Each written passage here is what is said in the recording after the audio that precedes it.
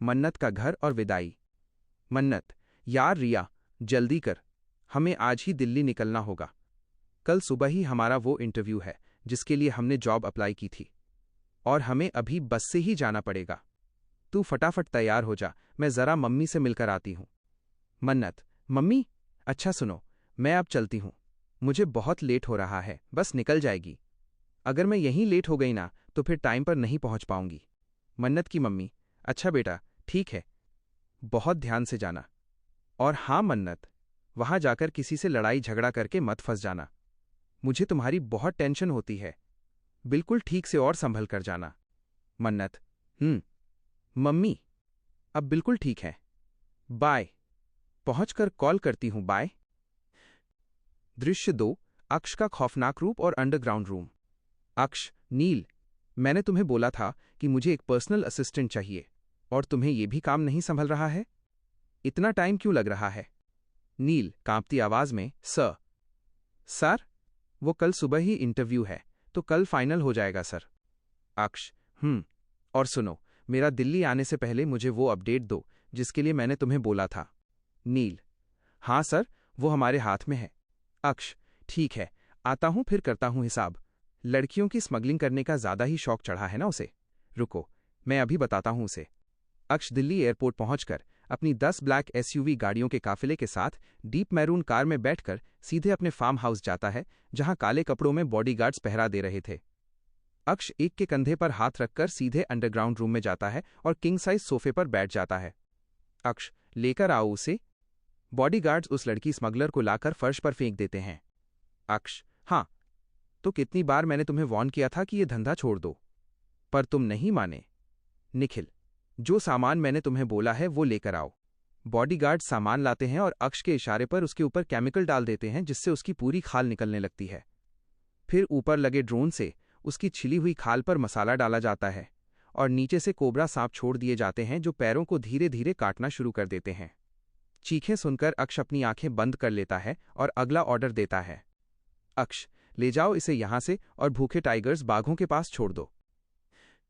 दृश्य 3, Delhi bus stand और हवेली का सफर। मन्नत, चलो, फाइनली हम दिल्ली बस स्टैंड पहुंच गए। अब फटाफट कमरा लेकर अपना सामान रूम में रखते हैं और फिर दिल्ली घूमने चलेंगे। घूमते हुए रिया के फोन पर कॉल आता है और वो बात करने के लिए थोड़ी दूर चली जाती है। मन्नत सड़क के किनारे भीड़ देखकर उधर चली जाती है। राहगीर 1, अरे देखो भाई, यहां इस गाड़ी पर हमला हुआ है। राहगीर 2, और अंदर बैठे इन बूढ़े दादाजी को सांस लेने में बहुत दिक्कत आ रही है। मन्नत भीड़ को हटाते हुए, शर्म नहीं आती आप लोगों को? यहां खड़े होकर सब तमाशा देख रहे हैं, कोई इनकी हेल्प क्यों नहीं कर रहा? मन्नत तुरंत उन बूढ़े दादाजी के पास जाती है। वो अपने पर्स से इमरजेंसी की 2 दवाइयां निकालती है और उन्हें खिला देती है। कुछ ही मिनटों में दादाजी ठीक होने लगते हैं। मन्नत, दादू, आप ठीक हो अब? दादाजी, हाँ बेटा, अब मैं बिल्कुल ठीक हूं, पर तुम दोनों यहां अकेली? तुम्हारा घर कहाँ है? चलो, मैं तुम्हें छोड़ देता हूं। मन्नत, नहीं दादू, आप फिक्र मत कीजिए, हम आपको आपकी हवेली छोड़ देते हैं। दृश्य 4, रुद्र की एंट्री और हवेली का माहौल। रुद्र भागते हुए हॉल में आता है। दादू, आपको कितनी बार बोला है मैंने कि आप ऐसे अकेले बाहर मत निकला कीजिए। आप सुनते क्यों नहीं? आपके अलावा हमारा इस दुनिया में है ही कौन? दादाजी, अरे मेरा बच्चा, तू इतना परेशान क्यों हो रहा है? देख, मैं बिल्कुल ठीक हूं ना, मुझे कुछ नहीं हुआ। रुद्र, दादू, अब से आप बिना मुझसे या भाई से पूछे कहीं नहीं जाएंगे। अगर जाना भी होगा तो हम दोनों में से कोई एक आपके साथ जाएगा। रुद्र मन्नत और रिया को देखकर, वैसे ये दोनों लड़कियां कौन हैं? दादाजी, रुद्र, इन बच्चियों ने ही आज मेरी जान बचाई है। जाकर सर्वेंट से बोल कि इनके लिए पानी और कुछ खाने को लेकर आए, और इन्हें हमारी हवेली घूमने के लिए कहो। मन्नत, नहीं दादाजी, हमें बहुत देर हो रही है, आप बस अपने रूम में जाकर रेस्ट कीजिए। तभी डॉक्टरों की एक टीम आती है और दादाजी को उनके कमरे में ले जाती है। रुद्र दोनों को पानी और जूस देता है। मन्नत जूस पी रही होती है कि अचानक उसकी ड्रेस पर थोड़ा सा जूस गिर जाता है। मन्नत, ओह नो, मेरी ड्रेस खराब हो गई। रुद्र, अरे कोई बात नहीं, आप सीधे 2nd फ्लोर पर चली जाइए, वहां राइट साइड में जो कमरा है, आप वहां जाकर अपनी ड्रेस साफ कर सकती हैं। दृश्य 5, अक्ष की एंट्री और वो भयानक तकरार। अक्ष, जल्दबाजी में हवेली के अंदर आकर डॉक्टर से पूछता है, ऋषि, दादू ठीक तो है ना? उन्हें क्या हुआ था? ऋषि, हाँ अक्ष, रिलैक्स, वो अब बिल्कुल ठीक हैं। किसी ने सही वक्त पर उन्हें दवा दे दी थी। अक्ष, थैंक गॉड, मैं जरा हैंडवॉश करके आता हूं, फिर तुमसे बात करता हूं। मन्नत बिना देखे जल्दबाजी में चलते हुए अक्ष से टकरा जाती है। अरे यार, देखकर नहीं चल सकते क्या? अक्ष मन्नत को देखता है, उसका हाथ पकड़कर कमरे में ले जाता है और दीवार से पिन करते हुए बोलता है, अक्ष, तो तुम मेरा पीछा कर रही हो? अब सीधे मेरे घर तक पहुंच गई?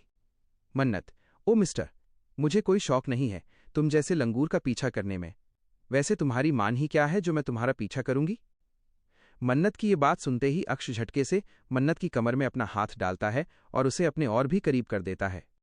अक्ष, अच्छा, तो अभी बताता हूं कि क्या है। अक्ष अपनी उंगलियां मन्नत की कमर पर फेरने लगता है, जिससे मन्नत की आंखें बड़ी हो जाती हैं। वो चीखने ही वाली होती है कि तभी अक्ष उसकी गर्दन के पीछे अपना हाथ डालता है, उसे और करीब खींचता है और अपने होंठ सीधे मन्नत के लिप्स पर रख देता है। अक्ष पैशनेट होकर उसके लिप्स को किस करने लगता है। वो कभी मन्नत के ऊपर वाले लिप पर किस करता है तो कभी उसके नीचे वाले लिप को चूमने लगता है। मन्नत खुद को छुड़ाने की पूरी कोशिश कर रही होती है, लेकिन वो हिल भी नहीं पाती। जब मन्नत की सांसें रुकने लगती हैं, तब जाकर अक्ष उसे छोड़ता है। वो मन्नत के कान के पास आकर बोलता है, अक्ष, अब आया समझ कि मैं कैसा हूं। मन्नत को अभी ठीक से सांस आई ही थी कि वो भी उसके गले में ही अटक जाती है। अक्ष मन्नत की गर्दन पर नीचे की तरफ किस, बाइट और सक सक करना शुरू कर देता है। वो मन्नत की नेक पर और भी गहरे किस करने लगता है। कुछ समय बाद जैसे ही वो मन्नत को छोड़ता है, मन्नत अपनी पूरी ताकत से अक्ष के गाल पर एक जोरदार करारा थप्पड़ मार देती है। मन्नत हाफते हुए गुस्से में चिल्लाती है, बदतमीज इंसान, आइंदा मेरे करीब आने की हिम्मत भी मत करना। करारा थप्पड़ जड़ दिया है, वहीं अक्ष ने मन्नत को अपनी ताकत का एहसास करा दिया है। क्या अक्ष इस थप्पड़ का बदला मन्नत से लेगा? क्या मन्नत इस हवेली से सुरक्षित बाहर निकल पाएगी? इस दिलचस्प दास्तान का अगला हिस्सा देखने के लिए हमारे चैनल दास्तान दुनिया को अभी सब्सक्राइब करें और वीडियो को लाइक शेयर करना बिल्कुल ना भूलें। मिलते हैं